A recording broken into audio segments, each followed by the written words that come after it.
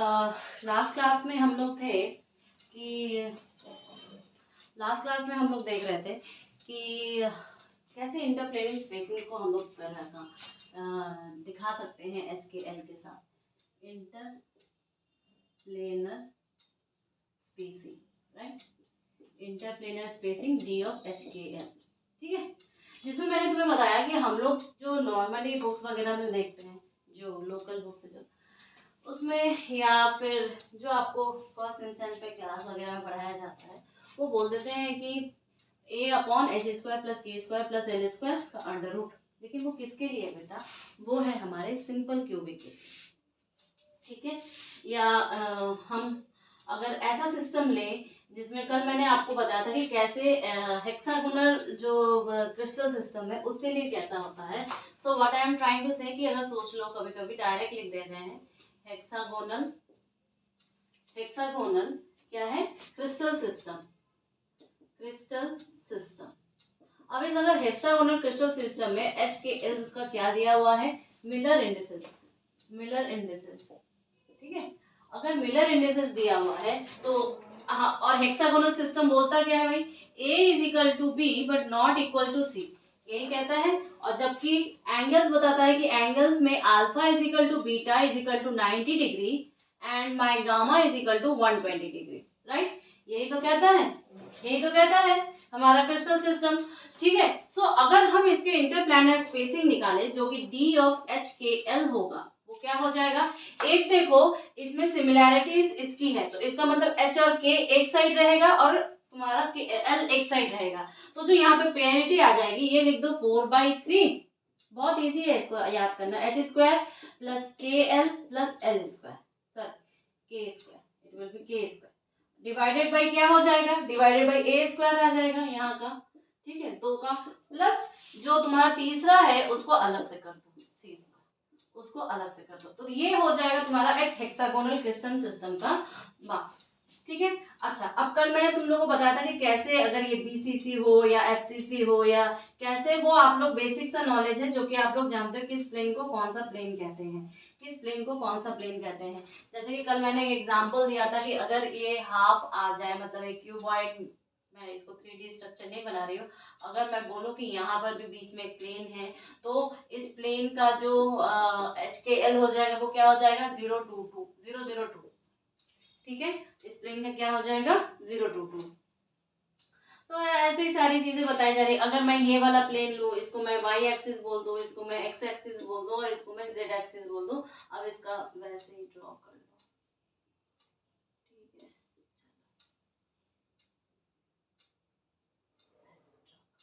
Okay, सो अगर ऐसी system हो गई, अगर ऐसी सिस्टम हो गई तो इसका ये प्लेन हो जाएगा, ठीक है। ये इसका प्लेन हो जाएगा, मतलब उसको टूज में डिवाइड कर रहे हैं। तो अगर ये A है, अगर ये A है तो ये क्या हो जाएगी? A/2 है, ये A/2 है। लेकिन अगर सोचो मैं तुम्हें और 2-3 जो आपके क्रिस्टल सिस्टम है, if you want to note please note it down. अगर आपके 2-3 और क्रिस्टल सिस्टम्स ले लूं, अगर आपके 2-3 और क्रिस्टल सिस्टम्स ले लूं, जैसे कि टेट्रागोनल हो गया, ठीक है। देखो एक बहुत सा पॉपुलर सा क्वेश्चन आता है। क्वेश्चंस क्या है बेटा? जो स्टैंडर्ड्स बुक होते हैं, चाहे कोई भी कोचिंग इंस्टीट्यूट ले लो, जो भी स्टैंडर्ड बुक्स होते हैं हर एक पेपर के, आपको क्वेश्चन को वहीं से तोड़ मरोड़ के दिया जाता है या थोड़े बहुत इधर उधर से दिए जाते हैं। क्वेश्चन सारे सेम रहते हैं, उसका बस एक पैटर्न आपको समझना होता है कि कहाँ से फॉलो करना है। This is the basic rule, okay, this is the basic rule कि जैसे आप लोग किसी भी क्वेश्चन को सॉल्व करते हो, ठीक है। लेकिन जितना प्रैक्टिस करोगे आपके लिए उतना ही अच्छा है, उतना ही अच्छा है। सो अगर मैं ये कहूँ, अगर मैं ये कहूँ कि मेरे पास एक टेट्रागोनल सिस्टम है, मेरे पास क्या है? मेरे पास एक टेट्रागोनल सिस्टम है और टेट्रागोनल के सिस्टम के फिर DHKL क्या हो जाएगा? या कोई ऑर्थोरोम्बिक सिस्टम है उसके लिए क्या हो जाएगा? और एक बहुत पॉपुलर क्वेश्चन भी है, एक बहुत पॉपुलर क्वेश्चन है, ठीक है।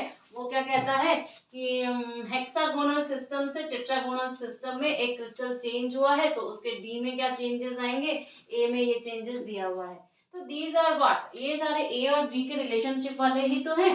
तो अगर मैं बोलूं कि मेरा दूसरा सिस्टम ऑर्थोरोम्बिक किस्म का है, ऑर्थोरोम्बिक, ठीक है। अब मैं बोलूंगा कि मेरा क्रिस्टल सिस्टम ऑर्थोरोम्बिक किस्म का है, तो इसके लिए क्या हो जाएगा बताओ? इसके लिए क्या हो जाएगा, ठीक है।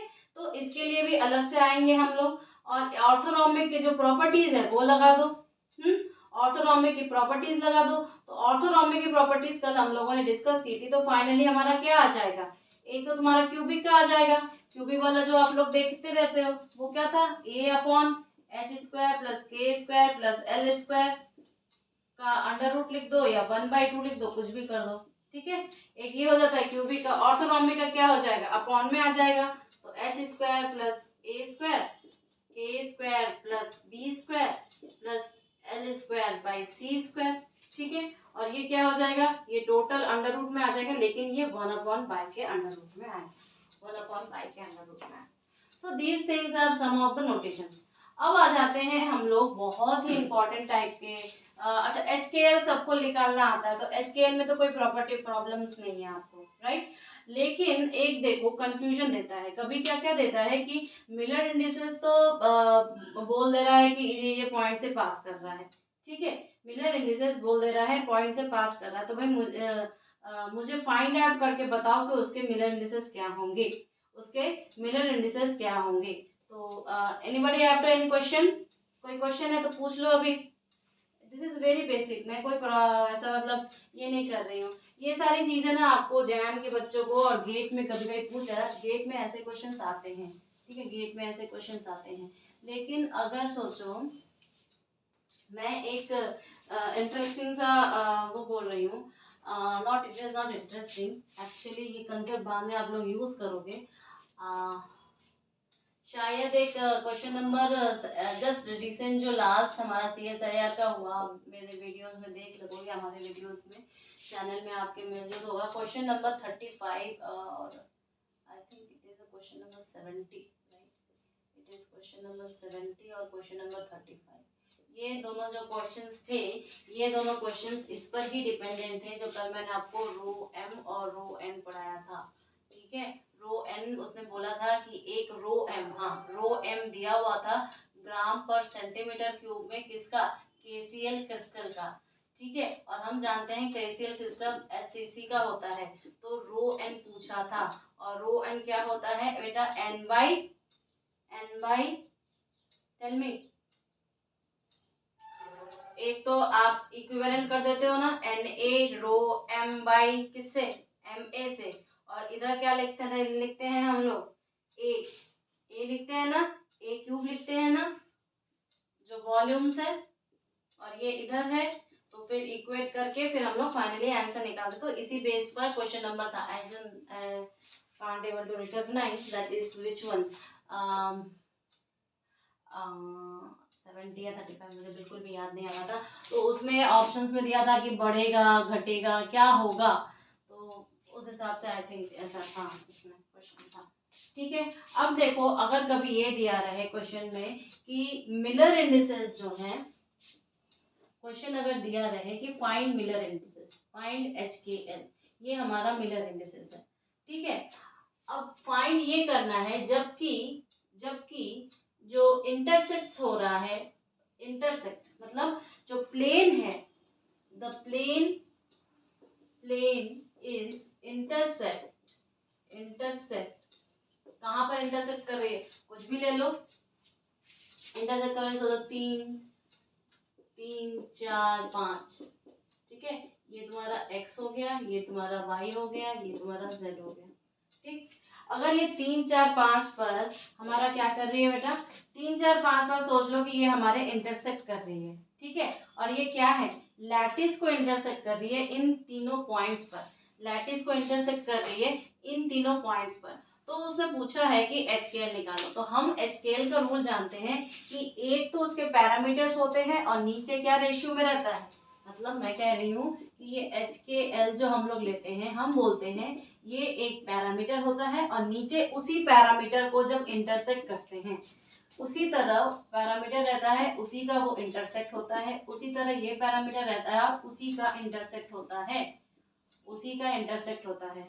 तो ये क्या हो जाएगा भाई, यहाँ पे a अपॉन हो जाएगा 3a और ये b अपॉन 3b और सॉरी 4 5 है ना, और ये हो जाएगा आपका c अपॉन 5c, तो आप HKL निकाल लोगे, ठीक है। और यही अगर ये दिया रहे कि अगर सोचो कि कोई मिलर इंडिसेस का सेट है और वो पैरेलल है इंटरसेप्ट के, तो रेशियो में दिया रहेगा, तो हम उसके वैल्यूज को फाइंड करना। तो सिंपली वो बस आपको बस इतना क्लियर रखना है, इसी में इधर उधर गोल गोल बच्चों को घुमाया जाएगा, इसी में बच्चों को गोल गोल घुमाते हैं एग्जामिनर।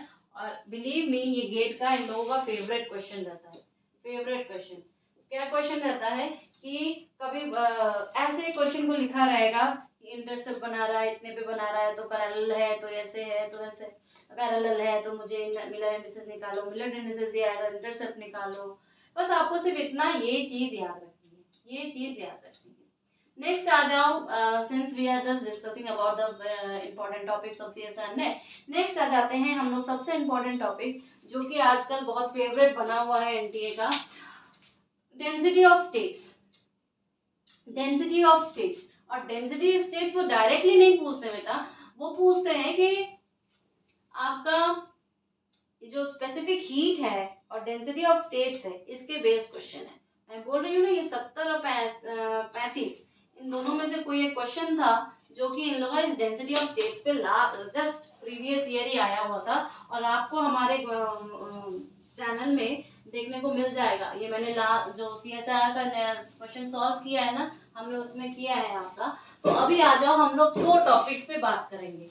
कौन से 2 टॉपिक्स पे बात करेंगे? हम लोग बात करेंगे डेंसिटी ऑफ स्टेट्स और ये जो आपका लैटिस स्पेसिफिक हीट है। एक्चुअली हम इन दोनों को रिलेट करने वाले हैं, क्या किसको रिलेट करने वाले हैं? देखो, ये फेवरेट क्वेश्चन है, ये CSR नेट में भी आता है, ये गेट में भी आता है, स्पेसिफिक हीट्स का कंसेप्ट क्या रिलेट करेंगे अभी हम लोग देखेंगे। आप क्या कि स्पेसिफिक हीट मैं क्लासिकल में नहीं जा रही हूँ, क्लासिकल हाई टेम्परेचर को फॉलो करता है, फेवर करता है। आप देखोगे कि आइंस्टाइन भी हाई टेम्परेचर को ही फेवर करेगा अभी, ठीक है। तो ये फेवर करेगा और सीधा बोल देगा कि भाई ये तो KBT या 3N है मॉलिक्यूल, तो 3N KBT हो जाएगा।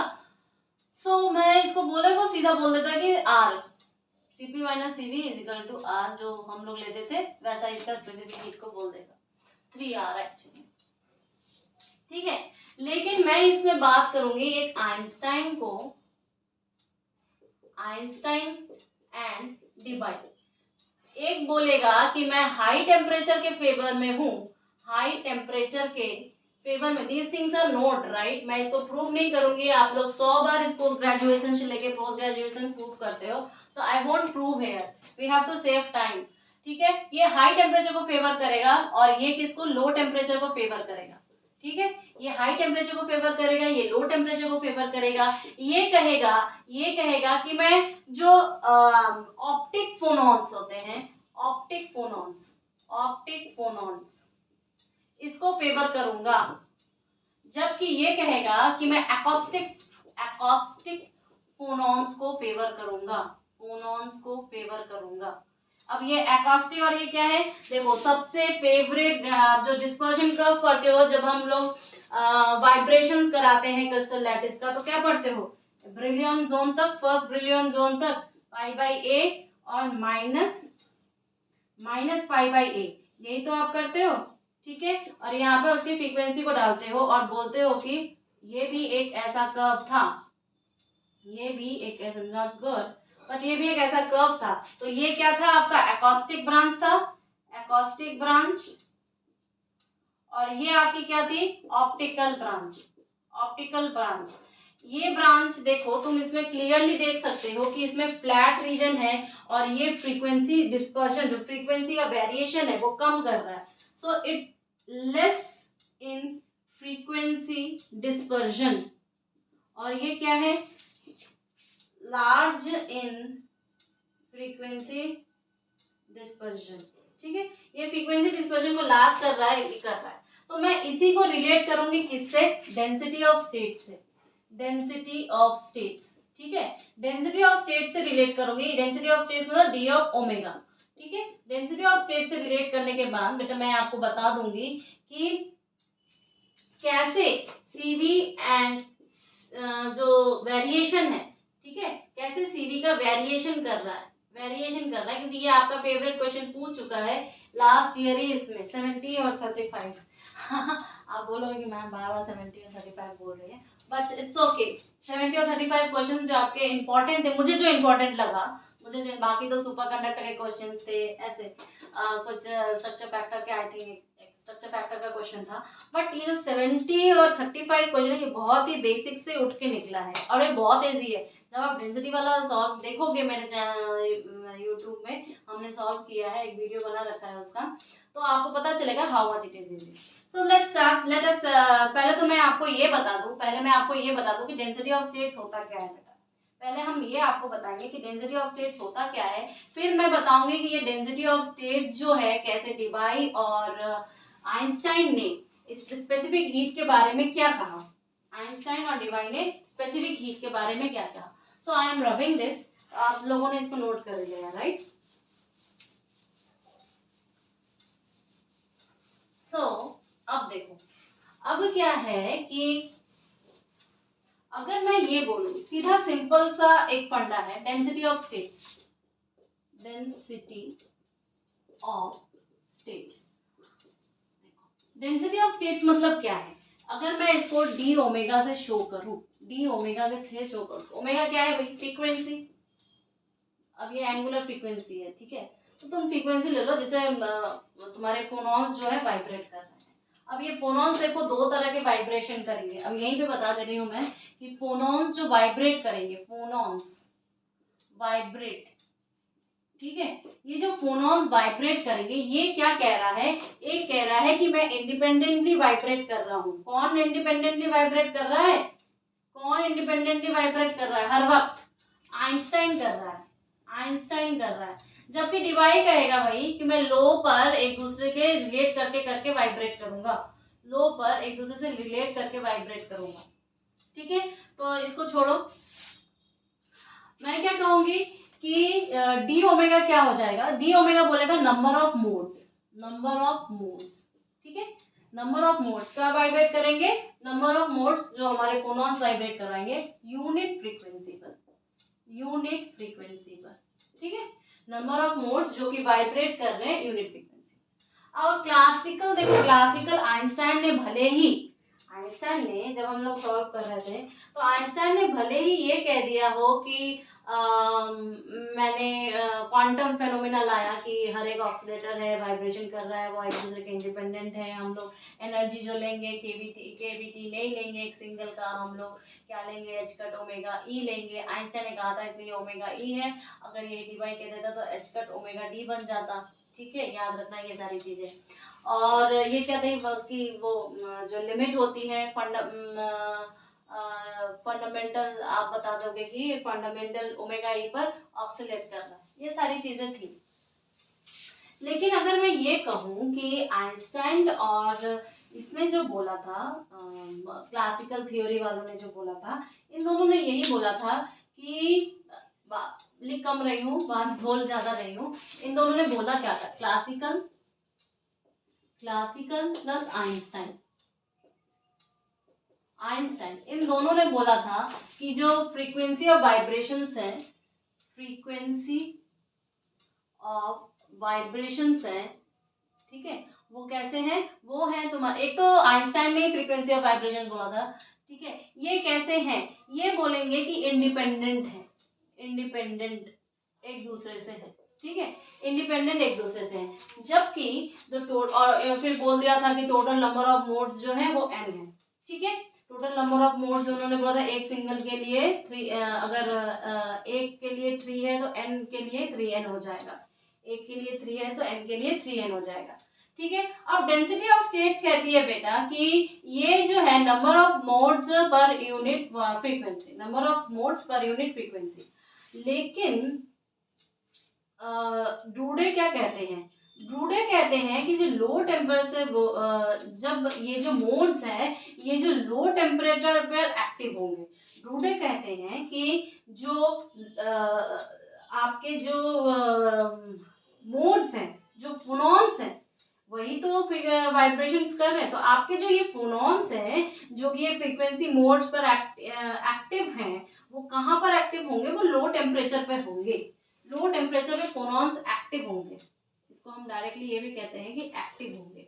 यहाँ पर डिवाई कह रहा है, डिवाई कह रहा है, ठीक है, डिवाई कह रहा है। तो अब देखो जब ये हो गया तो मैं तुम्हें क्या बताने जा रही हूँ, हम आपको बताने जा रहे हैं कि क्या होते हैं ये डेंसिटी ऑफ स्टेट्स, क्या होते हैं ये डेंसिटी ऑफ स्टेट्स। अब देखो सीधा सीधा ये देख लो कि डी ओमेगा की बात चल रही है और डी ओमेगा बोल रहा है कि नंबर ऑफ मोड्स पर यूनिट फ्रीक्वेंसी। तो इसका मतलब अगर सोचो मैं d n by d omega कहूंगी, क्या कहूंगी, d n by d omega कहूंगी ना, d n by d omega कहूंगी। और अगर मैं इसको सॉरी यहाँ पर कैपिटल डी लिख देते हैं तो कंफ्यूजन नहीं होगा, d n by d omega कहूंगी। अच्छा अब देखो एक चीज बताओ, आपको टीचर्स ने ऑलरेडी बता रखा होगा कि मैं अभी एक डायमेंशन ही ले रही हूँ, एक डायमेंशन ही ले रही हूँ, बोल रहे कि भैया इतने सारे हैं लैटिस साइड्स और ये वाइब्रेट कर रहे हैं ऐसे ऐसे। लेकिन जो टोटल जो हमारी लैटिस की डायमेंशन है, टोटल डायमेंशन, टोटल सॉलिड की डायमेंशन जो है, जो हमारी टोटल सॉलिड की डायमेंशन है वो क्या है, कैपिटल एल है। मतलब यहाँ से लेके यहाँ की टोटल लेंथ एल है। लेकिन इसके बीच में हमारे जो मोशंस हो रहे हैं, ठीक है, इनके बीच में हमारे जो लैटिस साइड्स हैं इनके मोशंस हो रहे हैं और इनकी वजह से ही क्या होगा, फोनॉन्स का जो कि क्वांटाइज क्वांटिटी है वो है, ठीक है, इनके वाइब्रेशंस के रिजल्ट में।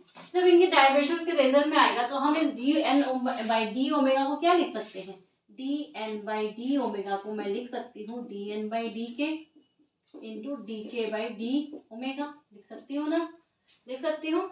देखना देखना अभी हम लोग इसको कर देंगे, ए को मैं डायरेक्ट लैटिस में से अभी मैं इसको रेसिप्रोकल लैटिस में लेके चली जाऊंगी। रेसिप्रोकल लैटिस में जब लेके जाऊंगी तो बेटा कौन से स्पेस की बात हो जाएगी, के स्पेस की बात हो जाती है। जो आप लोग रेसिप्रोकल लैटिस निकालते हो, फिर इवॉल्व स्फीयर निकालते हो, जी वगैरह की सारी चीजें जो निकालते रहते हो। So these things are like that. अब अगर मैं ये बोलूँ कि सोचो मेरे पास फोनॉन्स है 0 1 2 करते करते करते करते, सोचो कि मैंने इसको और बढ़ा देते हैं, करते करते मैंने बोल दिया भाई ये वाली m-2 है या ये वाली m-1 है या ये वाली m फोनॉन है, mth फोनॉन है। सोचो मेरे पास 0 से लेके m तक फोनॉन है। अब ये 0 ऑफ n से फोनॉन जो है इनको मैंने काउंट किया। लेकिन बेटा एक बात बताइए, जब ये वाइब्रेशंस हो रहा है, यहाँ पे ब्रैग्स लॉ भी आ रहा है और कल मैंने आपको बताया था ब्रैग लॉ क्या होता है, ब्रैग्स लॉ क्या होता है, ब्रैग्स लॉ कहता है कि 2d/HKL साइन थीटा। अब थीटा को मैं b बना दूंगी जो कि ब्रैग एंगल हो जाएगा, is equal to n lambda, n को हम इजिकल टू 1 लेते हैं डिफ्रैक्शन पैटर्न के कारण, तो ये क्या हो जाता है हमारा, ये जो फॉर्मूला चेंज होकर क्या आ जाता है 2d जो कि HKL के साथ जा रहा है n of theta b is equal to lambda, ठीक है। तो जब हम इस पर वैल्यूज बैठाते हैं लैम्डा के लिमिटिंग, और लैम्डा को हम क्या करेंगे, एक बार लैम्डा इजिकल टू क्या होता है, वेव वेक्टर होता है 2π/k होता है ना लैम्डा इजिकल टू। अब जब हम लैम्डा मिन करेंगे तो हमें क्या मिलेगा, के मैक्स मिलेगा, और जब हम लैम्डा मैक्स करेंगे तो हम क्या मिलेगा, के मिन मिलेगा। पहली चीज ये है। अब वो कह रहा है कि हमारे पास लैम्डा जो फोनॉन्स जा रही हैं उन फोनॉन्स की वेवलेंथ क्या है, उन फोनॉन्स की मैक्सिमम वेवलेंथ क्या होगी, या उन फोनॉन्स के ट्रैवल के ड्यूरिंग मिनिमम वेवलेंथ क्या होगी, ठीक है। तो अगर मैं इस पर अप्लाई करूं तो मुझे बता दो भाई क्या हो जाएगा। ये डायरेक्टली हमें यही कह रहा है कि जब हम इस इक्वेशन को सेटिस्फाई करना है, ठीक है, इक्वेशन को जब सेटिस्फाई करना है तो हमें एल मैक्सिमम को कंसिडर करना पड़ेगा, मैक्सिमम को कंसिडर। और मैंने एक चीज नहीं बोली, इन दो लैटिस साइड के बीच का डिस्टेंस ए है, इन दो लैटिस साइड्स के बीच का डिस्टेंस ए है, मैंने 1 डायमेंशन में इसको लिया है। तो लैम्डा मिन क्या हो जाएगा बताओ, लैम्डा मिन वो होगा जो के मैक्स होगा, लैम्डा मिन वो होगा जो हमारा के मैक्स होगा, ठीक है। तो इसका मतलब क्या कि सबसे मिनिमम जो वेवलेंथ होगी वो क्या हो जाएगी, 2a हो जाएगी, और जबकि जो मैक्सिमम वेवलेंथ हो जाएगी वो हमारी क्या हो जाएगी, 2l हो जाएगी, क्योंकि l हमारे टोटल इसका लेंथ है। L हमारे टोटल इसका लेंथ है। सो राइट नाउ जब हम इस चीज को अप्लाई करेंगे, जब हम इसको अप्लाई अच्छा यहाँ पर ये जो m की वैल्यूज है, अच्छा चलो पहले तो इतना देख लो, के एल और के मैक्स ऐसे हो गया, मैंने दोनों को अलग अलग नहीं लिखा, वो डायरेक्टली यही रिलेशनशिप कह रहा है, ठीक है। अब मुझे बताओ, अब जब हम इसमें m की वैल्यूज बेटा जब पुट करेंगे, क्यों, क्योंकि हम जानते हैं 2 पाई बाई k होता है लैम्डा इज इक्वल टू, तो अब ये कर दो तो l क्या हो जाएगा, ये जो टोटल लेंथ है ये बीच की अगर 1 2 3 4 ऐसे करके है और टोटल अगर हमारे पास m है तो l क्या हो जाएगा, m a हो जाएगा ना, l क्या हो जाएगा, m a हो जाएगा। अब इस m को जब हम इसके लिए निकालेंगे, जब हम m को इसके लिए, अच्छा ये डायरेक्टली हमें यही कह रहा है कि a is equal to l by m, और m जो है हम ले सकते हैं 0 1 2 करते करते करते कहाँ तक ले जा सकते हैं, m मैक्स तक ले जा सकते हैं, m मैक्स तक ले जा सकते हैं, ठीक है। अच्छा अब देखो ये चीज हो गई ये जगह से, तो हम इसको बोल सकते हैं कि लैम्डा मैक्स जो होगा 12 होगा, 12 होगा, इसका मतलब क्या है 2ma होगा, 2l होगा, इसका मतलब 2ma होगा, 2ma होगा, ठीक है, 2ma होगा। तो हम k मैक्स क्या कह सकते हैं, पाई बाई एल कह सकते हैं ना, इसको हम पाई बाई एल कह सकते हैं, पाई बाई एल कह सकते हैं, ठीक है, पाई बाई एल कह सकते हैं, या मैं k मैक्स जो लैम्डा मैक्स भी कह सकती हूँ, k मिनिमम को 2 पाई बाई लैम्डा मैक्स, ठीक है। तो k मिनिमम को हम कह सकते हैं 2 pi by lambda max. Clear है, इतनी सारी चीजें क्लियर, बस इधर का उधर किया है और कुछ भी नहीं किया। लेकिन एक बात याद रखना, एक बात याद रखना कि ये जो फेनोमेना है, ये जो फेनोमेना है, जो अलाउड रीजन है, अलाउड जो वैल्यूज है किसकी, के मैक्स से लेके के मिन से लेके के मैक्स तक जाएंगे, राइट, के मिन से लेके के मैक्स तक जाएंगे, ठीक है, के मिन से लेके के मैक्स तक जाएंगे। तो अलाउड वैल्यूज ऑफ के की क्या हो जाएगी, अलाउड वैल्यूज, अब ए क्या आ गया तुम्हारा, ए आ गया तुम्हारा, यहां से हम लेंगे, ठीक है। अब देखो ये चीज, अभी जो काम की चीज है वो ये है पाई बाई एल, और ये चीज इसको भी, ठीक है, ये चीज आपकी काम की है, ठीक। तो जब ऐसा सिचुएशन आ गया तो मुझे बताओ कि ये जो ए है, ये जो ए है ये क्या है, एक पाई बाई एल ही तो है, ये ए क्या है, ये ए एक पाई बाई एल ही तो है, जो कि हमें यहाँ से मिला, जो कि हमें यहाँ से मिला, ठीक है। और जब आप देखोगे तो आपको सेम टू सेम मिलेगा, एक क्या हो जाएगा, इसका मतलब मैं रब कर रही हूँ इस चीज को, then I will go forward.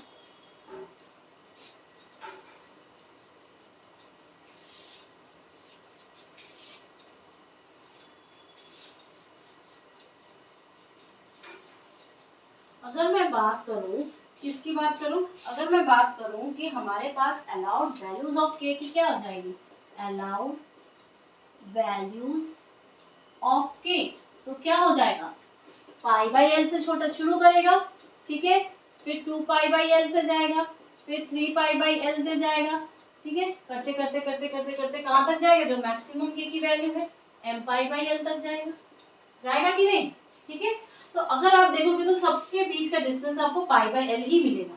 इसका मतलब क्या है कि अगर मैं अपने इस डायग्राम को इसमें ट्रांसफर करूं तो ये कौन सा स्पेस आ जाएगा, क्योंकि ये के स्पेस की बात कर रहा है, के स्पेस की बात कर रहा है, इसका मतलब ये रेसिप्रोकल स्पेस की बात कर रहा है, रेसिप्रोकल स्पेस की बात कर रहा है बेटा, तो ये क्या है, टोटल है हमारे पास, ठीक है। तो इन दोनों के बीच का गैप क्या है, पाई बाई एल है, ठीक है, पाई बाई एल है, और ये टोटल लेंथ एल है, टोटल लेंथ एल है, तो हमारे पास ये क्या हो जाएगा, टोटल बताओ, टोटल क्या होगा, इसमें ही तो प्रोपागेट करेगा हमारा, इसमें ही तो प्रोपागेट करेगा। तो हम कह सकते हैं कि जो एक अलाउड मोड है प्रोपागेशन की, ठीक है, जो कि भीतर कर रही है, वो क्या हो जाएगी, delta k is equal to l by pi. क्यों, क्योंकि l by pi to l by pi, ये delta k is equal to l by pi. तो हमारा जो रिलेशनशिप था, हमारा क्या था, d n by d k, is equal to क्या हो जाएगा बताओ, L/5। ये वन डायमेंशन के लिए है। किसके लिए है? ये वन डायमेंशन के लिए। कैसे आएगा ये समझ में आ गया?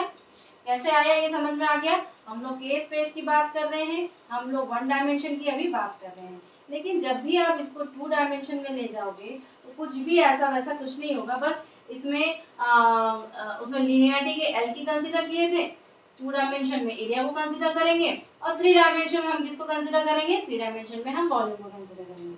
ठीक है, so I am writing on that side about one. तो हो गया वन डायमेंशन। हम बात कर रहे हैं टू और थ्री डायमेंशन की।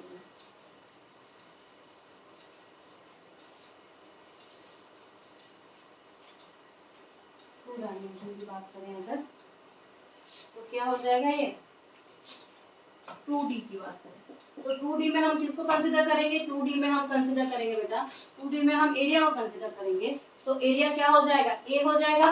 तो नीचे की लेंथ क्या हो जाएगी? टोटल हमारा तो क्या सब काम कर रहा है? L/2 का स्क्वायर वाला कंसीडर करेंगे, L/2 का स्क्वायर कंसीडर करेंगे।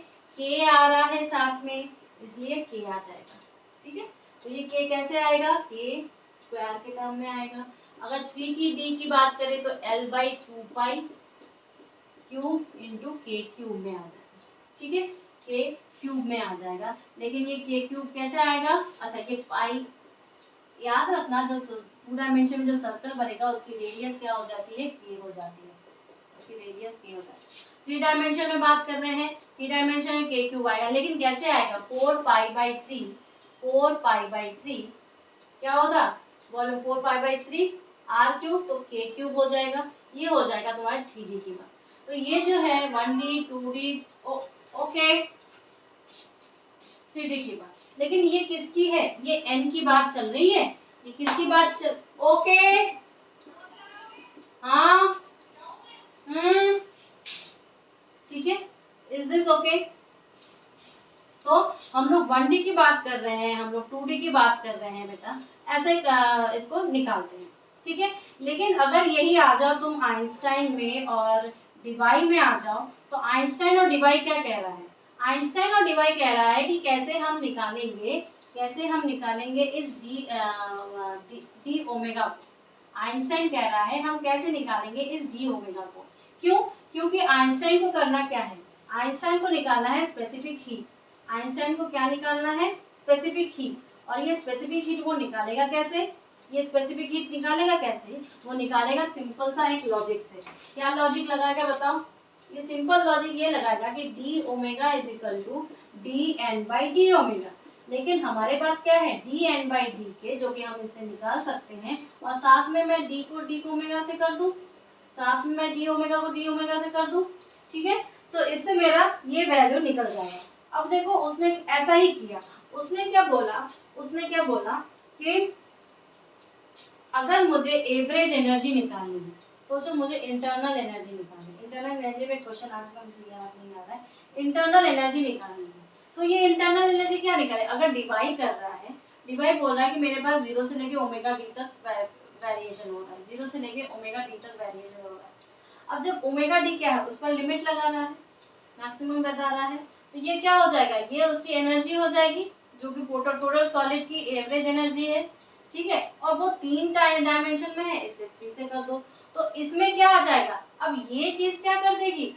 ये चीज बेटा करेगी, पहली बात तो इसमें तुम्हारा क्या आएगा? इसमें तुम्हारा जो जीरो एनर्जी पॉइंट आएगी। जीरो एनर्जी पॉइंट के साथ तुम्हारी जो आइंस्टाइन के साथ एक्सपोनेंशियल टर्म मिले थे, हर एक एक्सीलरेटर की ऑक्सीलेटर की एवरेज एनर्जी वाला टर्म आ जाएगा। तो ये सारे टर्म इसमें जब इंक्लूड हो जाएंगे, तो हम फाइनली जो रिजल्ट निकालेंगे वो ऐसा निकालेंगे। लेकिन वो जो निकलेगा वो d n by d omega type का सिचुएशन है। क्लियर है कि नहीं बताओ? इज दिस क्लियर और नॉट? Tell me. कैसे हम डेंसिटी ऑफ स्टेट्स निकाल रहे हैं, कैसे हम n की वैल्यू निकाल रहे हैं।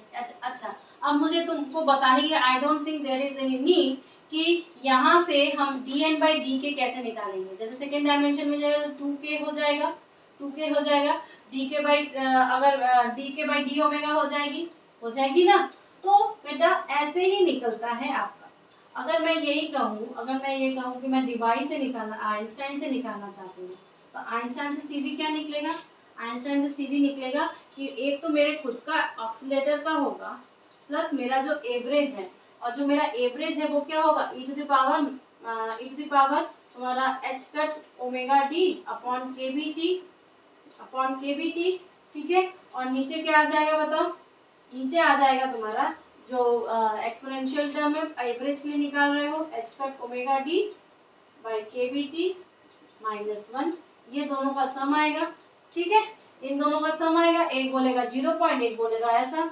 अब देखो तो इन दोनों ने ऐसे किया है, एक्चुअली में ये सब वेरिएशन होता है, क्लासिकल बोलता है ऐसे जाओ, एक बोलता है ऊपर एक बोलता है। सो अब देखो जो लास्ट ईयर का क्वेश्चन था, लास्ट ईयर के क्वेश्चन में क्या दिया हुआ था, लास्ट ईयर का जो क्वेश्चन था उसमें डेंसिटी ऑफ स्टेट्स बताया गया था। उसकी क्या बात हो रही थी भाई, उसकी बात हो रही थी डेंसिटी ऑफ स्टेट्स। अब मुझे तो क्वेश्चन याद नहीं आ रहा है, उसने शायद डेंसिटी ऑफ स्टेट्स का कोई वैल्यू दे दिया था हाँ, उसने डेंसिटी ऑफ स्टेट्स की एक वैल्यू दे रखी थी, ठीक है।